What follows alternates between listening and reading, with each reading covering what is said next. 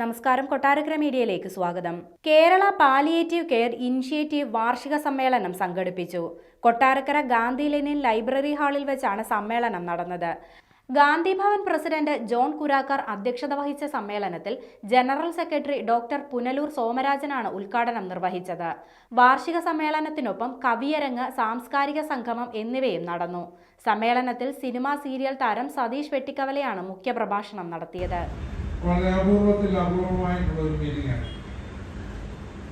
അതായത് ഒരു കുടക്കീഴിൽ പ്രവർത്തിക്കുന്ന 3 സംഘടനകളുടെ അതിപ്രധാനമായ ഒരു മീറ്റിംഗ്.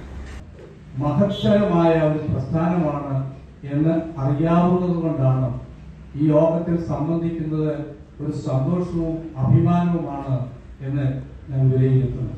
അങ്ങനെയുള്ള പ്രിയപ്പെട്ടവരോടൊപ്പം ചേർന്ന് നിൽക്കുമ്പോൾ അത് വലിയ അനുഭവമായി മാറി. ആദ്യമായിട്ട് നമ്മുടെയൊക്കെ പ്രിയപ്പെട്ട ശ്രീ മോഹൻലാലിന്റെ ശബ്ദം ലഭിക്കാം. ഒരു പ്രശ്നമില്ല അല്ലേ? അവിടെ പ്രശ്നമാണ്, ഇവിടെ പ്രശ്നമാണ്, ആകെ ഒരു പ്രശ്നമാണ് അല്ലേ?